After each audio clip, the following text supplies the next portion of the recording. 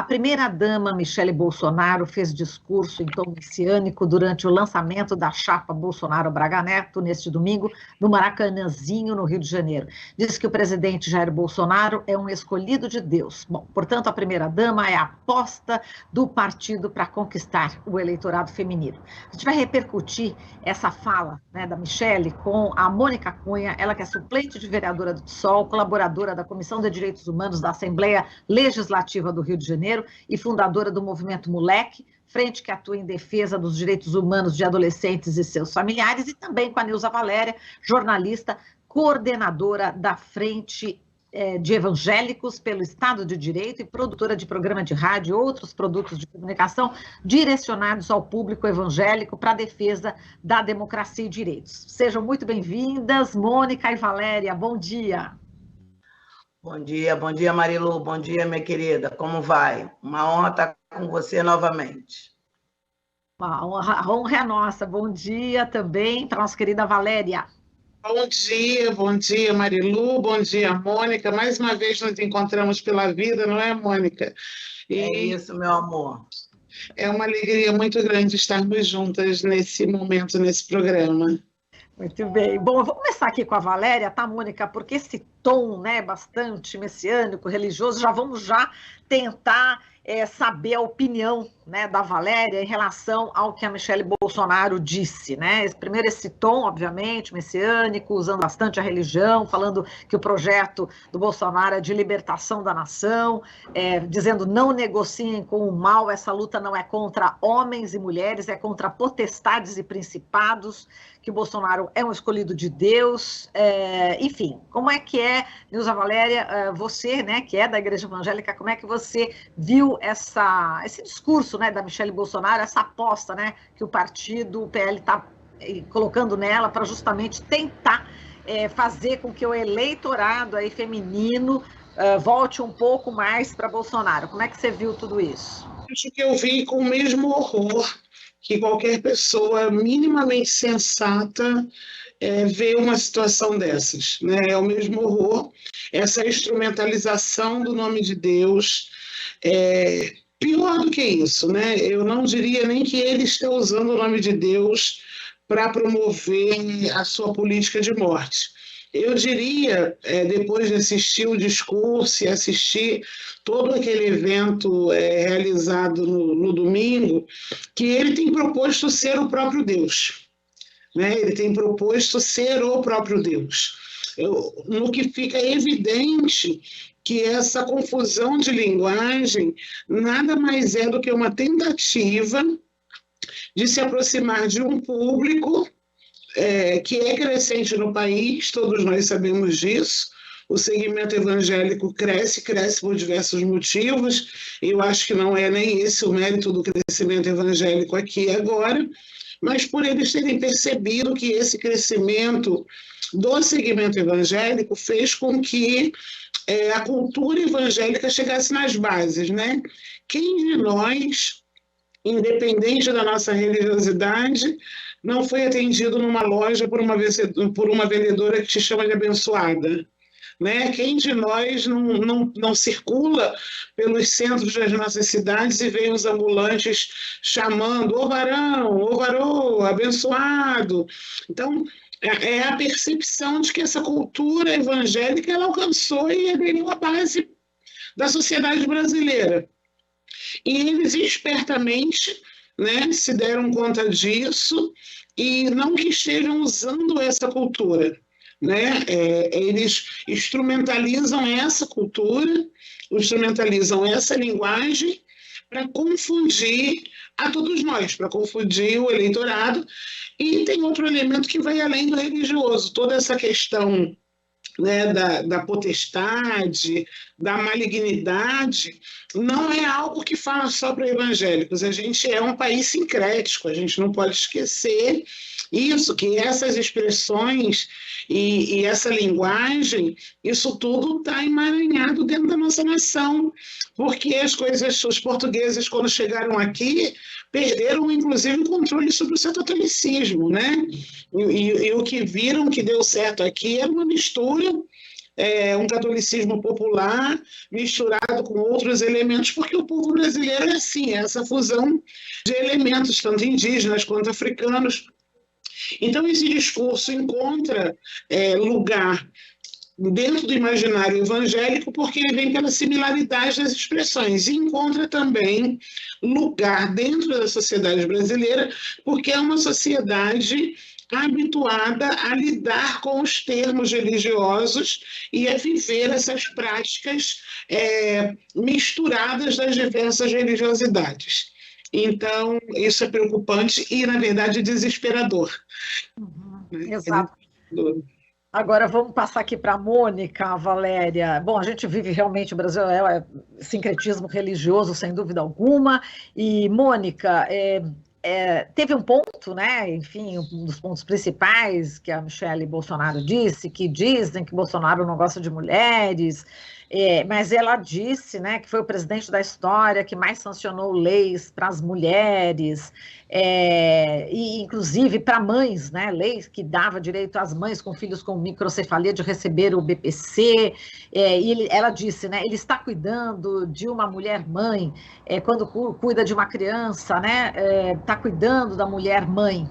Quando ela falou isso, eu me lembrei muito de você, Mônica, porque todas as vezes, né, praticamente, quando tem assassinato de jovens da periferia, negros, aí no Rio de Janeiro, a gente sempre te chamou, né, para poder repercutir. Eu até lembro, né, que você falou, ai meu Deus, vamos ver se a gente consegue conversar numa entrevista que não seja esse assunto, né? Aí eu lembrei imediatamente de você. Como é que você viu essa fala, né, da Michelle Bolsonaro, com todo esse cunho aí religioso, e especificamente em relação quando ela toca as mães, né? O que as mães aí, por exemplo, né, do movimento Moleque, tem a dizer para Michelle Bolsonaro, tem a dizer para o presidente Bolsonaro, Mônica? Que ela tem que, em primeiro lugar, bom dia, né? Bom dia, Marilu, bom dia, minha parceira. Bom dia, querida. Bom dia, linda. Já vou dizer que está maravilhosa com esses cabelos aí. Está linda mesmo. O que acontece? Eu também assisti essa fala horrorosa. É isso. Eu botei aqui na minha anotação que a única coisa certa que ela disse é que isso é um projeto. Quando ela inicia a fala, ela começa, né? Isso é um projeto, e é realmente um projeto de horror, um projeto que o marido dela e todos que cercam ele estão construindo, né? Que a gente bem viu e está vendo, está vivendo, está sentindo nesses 3 anos, quase 4 que está terminando, com certeza, graças ao Orixá que está terminando, né? Do que ele fez das nossas vidas. É um ser humano que não gosta nem dela, não gosta da filha, né? Quando ele fala que a menina veio de uma fraquejada. Ele não gosta de gente. Ele só tem colunho com quem está junto de arquitetar esse projeto destruidor, que é o que ele faz desde quando ele assumiu enquanto deputado federal, né? Ele só botou em prática o que ele construiu num lugar pequeno que ele tinha, que era enquanto deputado federal. Ele ampliou quando ele vira o presidente da República. E, obviamente, ele usa e ele se aproveita com essa fala, né? A minha amiga, enfim, falou maravilhosamente bem, com propriedade que não é a minha, mas ela foi corretíssima, que é isso. Ele se aproveita dessa situação que estamos vivendo, que ele criou, né? Tem aquele ditado, ele cria a dificuldade para vender a facilidade. E é exatamente isso, né? Ele criou toda essa situação para vir com essa fala mentirosa de Deus, dizendo que salva, dizendo que ele é, como ela falou brilhantemente, ele está se colocando como o próprio Deus, como o próprio Salvador. E por que ele também está usando ela? Ele não usou ela daquela primeira vez. Porque dessa vez, o Lula, ele está vindo a essa cena política com essa nova mulher. a mulher que foi visitá-lo enquanto ele estava lá preso, a mulher que de fato está construindo com ele, quer construir com ele esse Brasil novo, que consegue entender de verdade todas essas violências e essa destruição que a saída do Lula causou, com a entrada desse, que deu início do Temer e deu total destruição com o Bolsonaro. Então, ele traz a mulher para esse cenário, Ele traz, até porque é isso, ela se coloca nisso, ela se coloca na construção da família, mas da família de uma forma que você pode construir não só o homem e a mulher, mas que você pode construir a família da forma que você achar melhor. Seja o homem com mulher, mulher com mulher, homem com homem, que você possa construir seres humanos, e não essa figura apenas do hétero que pode construir o homem e a mulher. Então, ela se coloca, ela pede que as pessoas confiem nele, porque ele está com esse propósito. E aí ele viu que deu certo, porque a gente viu aqui nesse último encontro do Lula no Rio, o quanto ela foi aplaudida naquela multidão lá na Cinelândia. E eu estava junto lá no hotel em Copacabana, quando eu vi também, quando ela se coloca, sabe, em algum momento, quanto todo mundo aplaude, quanto todo mundo ama, mas pela simplicidade, sabe, pela pessoa, pela mulher do dia a dia, que ela consegue ser igual a nós, entendeu? Assim, totalmente diferente desse modelo, construído por esse infeliz chamado Bolsonaro. Então, assim, espero que aqui, nesse momento, que realmente é curto, mas que a audiência é muito grande, que as pessoas consigam perceber, não só na fala da minha parceira, mas na minha e na sua, que isso aí é mais um fake, é só uma construção desesperada dele para não sair desse lugar que ele acha que é dele eternamente. Muito bem, a gente tem ainda uns minutinhos finais aqui. Eu vou perguntar aqui para a Valéria em relação a essa questão dos evangélicos, Tem uma pesquisa aqui, a última pesquisa do Poder Data, de 17 a 19 de julho, dando 46% das eleitoras declaram voto em Lula no primeiro turno e o Bolsonaro 32%. Então, quer dizer, ele caiu praticamente aí 6 pontos em relação a outra pesquisa anterior, está caindo, inclusive, entre os evangélicos, Valéria? Então, é um ato meio desesperado dele, colocar a mulher dele também nessa parada. Isso é muito bom fazer essa análise, porque ninguém é só evangélico. Eu tenho insistido muito nessa tecla. Ser só evangélica não me define. Eu sou evangélica, eu sou jornalista, eu sou dona de casa, eu tenho 2 filhos. Então, o que me constitui como cidadã é um combinado de coisas. Então, eu acho que esse projeto falso do Bolsonaro, que começa com uma encenação, que é aquele batismo lá em Israel, batizado no Rio Jordão, pelo pastor Everaldo, que está preso, porque se tem algo que o governo Bolsonaro nos ajuda a revelar caráter de pastores que nunca deveriam ter sido pastores e muito menos ocupar cargos públicos, Então, aquela farsa começada ali, ela vai se desmontando, porque como eu não me constituo só como evangélica, eu vou ao supermercado, e quando eu vou ao supermercado eu me apavoro. Quando eu vou ao supermercado, eu descubro que tem alguma coisa muito errada, porque o que eu comprava no mês passado eu já não compro esse mês. Então, e esses elementos também pesam na vida dos evangélicos, porque evangélicos são pessoas que possuem um credo. É essa a minha diferença.